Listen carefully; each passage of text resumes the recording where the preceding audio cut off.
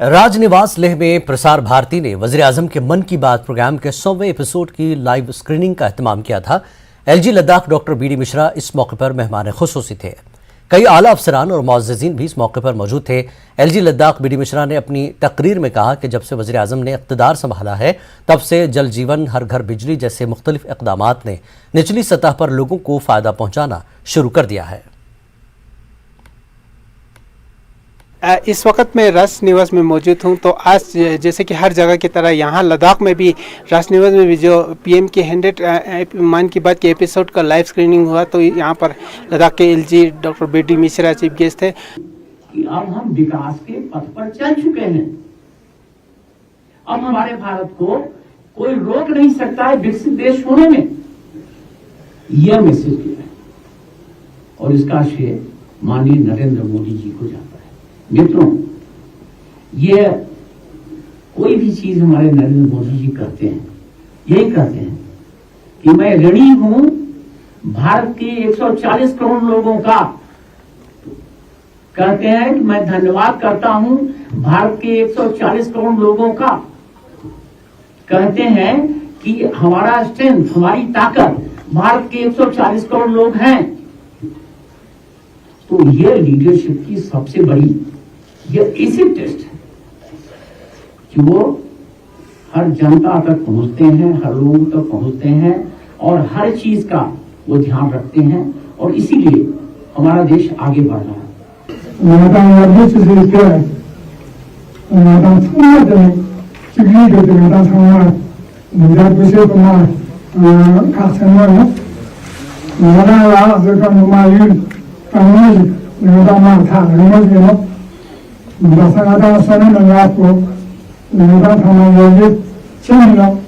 देखिए, प्रधानमंत्री जब भी मन की बात कहते हैं वो लोगों के मन को छू जाती है, ये तो सही बात है। तो आज भी प्रधानमंत्री का जो 100th एपिसोड हुआ मन की बात का, उन्होंने जो जो चीज़ें कही वो हम सबको छू गई।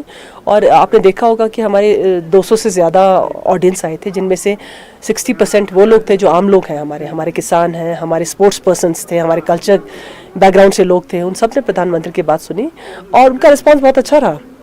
वो क्या कहते हैं, प्रधानमंत्री जी की बात से कनेक्ट कर पाए, ये मेरा अनुभव रहा। This is what I understand.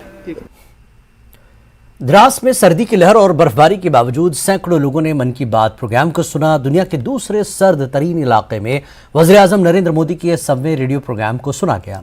In charge मन की बात प्रोग्राम शब्बीर अहमद कारी ने कहा कि बालाई हल्के के अवाम ने प्रोग्राम में शिरकत की। चीफ सरपरस्त बीजेपी फयाज कारी ने लोगों का शुक्रिया अदा किया। इस प्रोग्राम में चीफ सरपरस्त और Bilal Ahmad state executive member और दीगर ने प्रोग्राम में शिरकत की।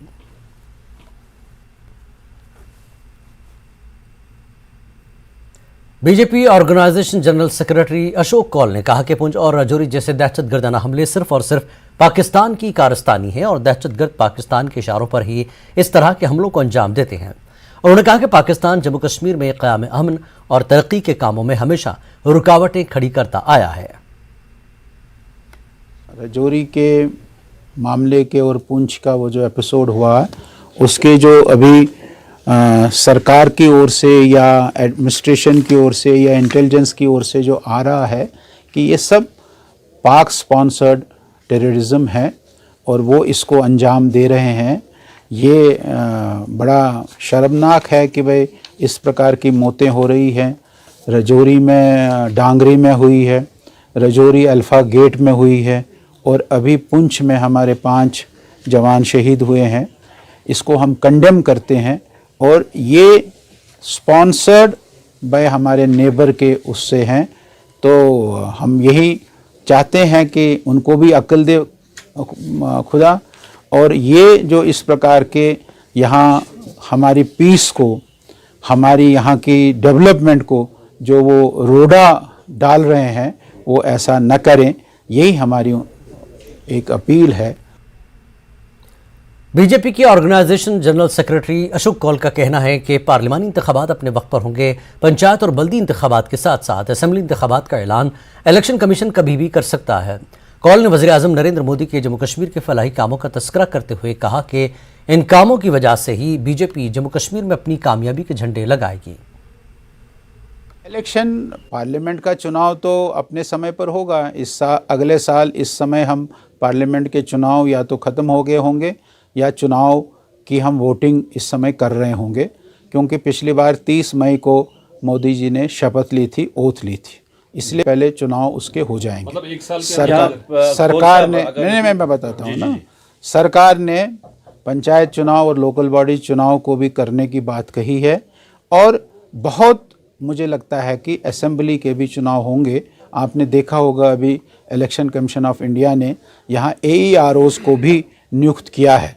ये साफ संकेत लगता है कि भी किसी भी समय election commission of India Jammu Kashmir में भी चुनावों की, असेंबली चुनावों की घोषणा कर देगा। आपको DPAP के चेयरमैन गुलाम नबी आज़ाद ने बांडीपुरा में पार्टी इजलास से खिताब किया। उन्होंने कहा कि उनकी पार्टी जम्मू कश्मीर को रियासत का दर्जा दिलाने और यहाँ की ज़मीन और नौकरियों के छीने गए हुकूक को बहाल करने के लिए अपनी जिद्दोजहद जारी रखेगी। गुलाम नबी आज़ाद का कहना था कि निज़ामी कार्रवाई को रोकने के लिए सिर्फ उनकी पार्टी ही मैदान में उतरी। इस मौके पर सीनियर लीडरान ताज मोहिउद्दीन, मोहम्मद अमीन भट्ट, GM सरूरी, शोएब नबीलोन, शबनम शफीक और दीगर मौजूद रहे। प्रोग्राम के दौरान कुछ काउंसलर्स और दीगर ने DPAP में शमूलियत इख्तियार की। हमें सबसे पहले जो हमसे रियासत छीनी गई है, उस रियासत को हमने वापस लाना है। हमसे जो जमीन पे हमारा हक छीना गया है वो वापस लेना है।